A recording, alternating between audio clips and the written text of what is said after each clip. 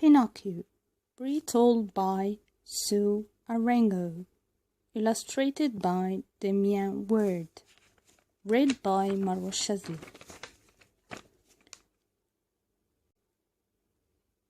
Once there was an old man called Gepetto. He was poor, and he lived alone in a small town near the sea. Gepetto was a carpenter. He made things out of wood. One day, Gepetto made a boy out of wood. He made a wooden puppet. "I will call you Pinocchio," said Gepetto. "Put me down, Dad," said the puppet. "Oh," said Gepetto, "you can't talk?" "Of course I can," said Pinocchio. "Put me on the floor. I feel full of life and I want to dance." "Are you a good boy?" asked Gepetto. "Of course I am," said Pinocchio. "I'm the best boy in the world." Then he ran out of the door. "Pinocchio, my son!" cried the old Gepetto. "Come back!" The little puppet didn't listen. He just ran. But Gepetto loved his son, and so he ran after him. Tick, tick, tick, tick, tick, tick, tick. "Come back!" shouted Gepetto. He tried to grab the puppet, but Pinocchio ran faster and faster. Gepetto was old and couldn't catch him, and suddenly he couldn't see him either. "Puppet boy, where are you?" Gepetto cried.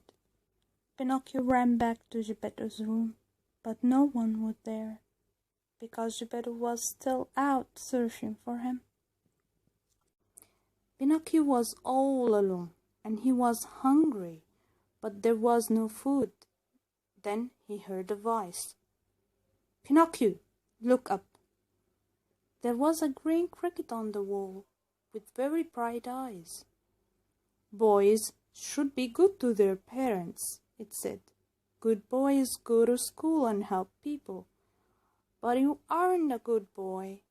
You are a bad wooden puppet." Then Pinocchio did another bad thing. He shouted at the cricket and chased it away. So now he was alone again. Pinocchio ran out into the dark street and knocked on someone's door. "Oi, be quiet," shouted the man. "What do you want?" "Please, I want some bread," said Pinocchio. "Oh, do you?" said the man. "Wait there." He went inside, and then he came back to the window and poured a bucket of water all over Pinocchio. "Here, have a drink," he said. "Now go away, or I'll throw the bucket at you too." Then Pinocchio began to cry. He was wet and cold and hungry, and he was all alone. Pinocchio ran back to Gepetto's room and fell asleep by the fire. Then his wooden feet got burned.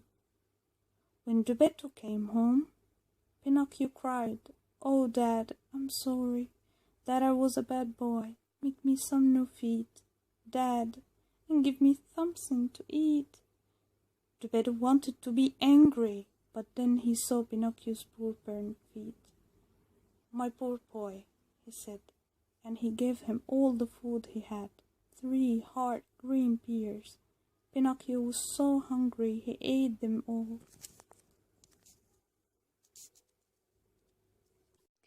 Gepetto made Pinocchio some new feet, and the little puppet hugged him.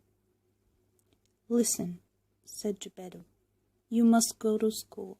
I want you to work hard and be a good boy." "But I can't go to school without a writing book," said Pinocchio. "Wait there," said Gepetto. "I'll get you one." When Gepetto returned, Pinocchio said, "Where's your coat, Dad?" Gepetto didn't answer. He just said, "Look, here is your writing book." "Oh, Dad," said Pinocchio, "you sold your coat to buy my book, didn't you? I'll be a good boy. I'll go to school tomorrow." But on his way to school, Pinocchio saw something. "2 pence," said the man. "It only cost 2 pence to see the famous puppets dance." "I'm going to school," said Pinocchio, "and I don't have any money." "Hey," said the man, "go to school tomorrow. I'll give you 2 pence for that writing book. Come and see the dancing puppets." It did sound interesting, so Pinocchio said, "Okay." But the puppets stopped dancing when they saw Pinocchio. "Hey, puppet boy," they shouted, "come and dance with us." Then everyone in the audience turned and looked at him.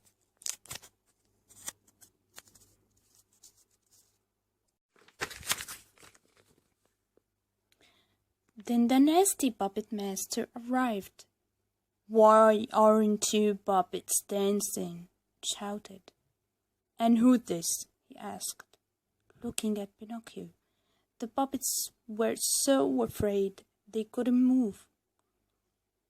"Okay," shouted the puppet master, "time for bed. But first I need some wood for the fire. I want to cook my dinner." He grabbed an old puppet. "Ah, here is some wood," he laughed. "Ha ha ha ha ha." Then Pinocchio did something brave. "Let him go," he cried. "Put that puppet down." "Take me," he shouted bravely. "Put me on your fire and let this old puppet go." "What?" said the puppet master. "What did you say?" The puppet master couldn't understand why Pinocchio wasn't afraid. He looked at Pinocchio's eyes. Pinocchio's eyes were not afraid. Suddenly the puppet master felt tired. He dropped the old wooden puppet onto the floor. "Okay," he said. "No more dancing today. You can all go to bed."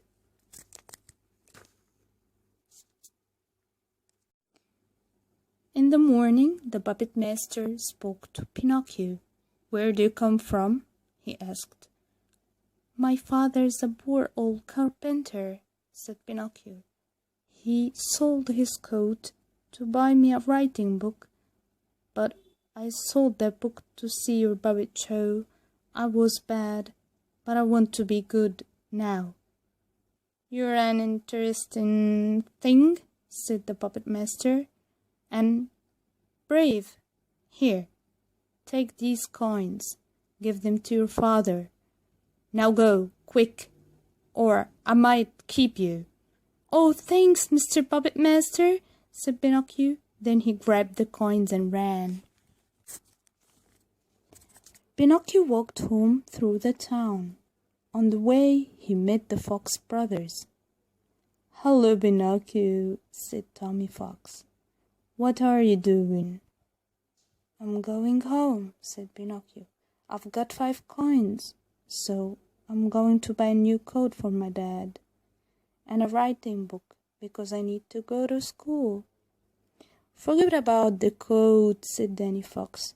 "Winter will be over soon, and you don't need school," said Tommy Fox.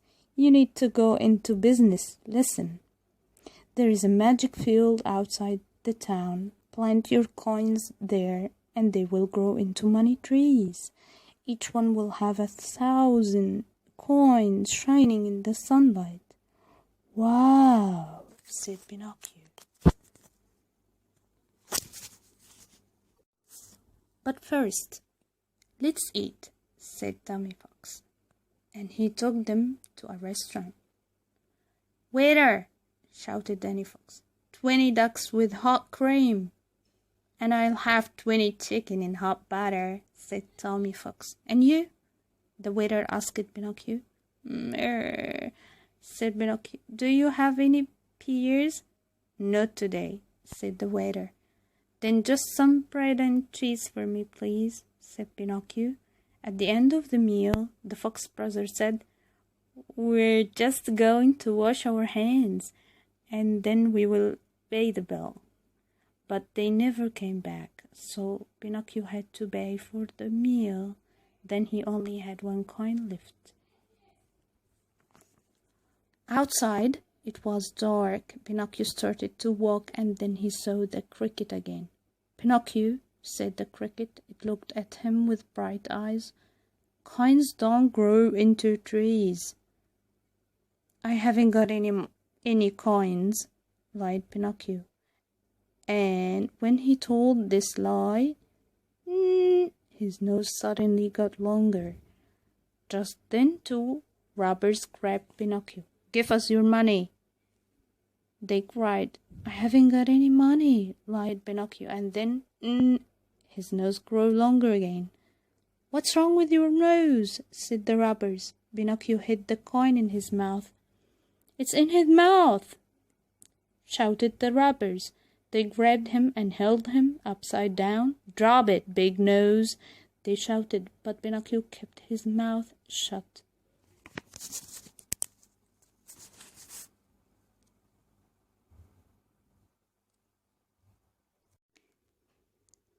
Pinocchio, retold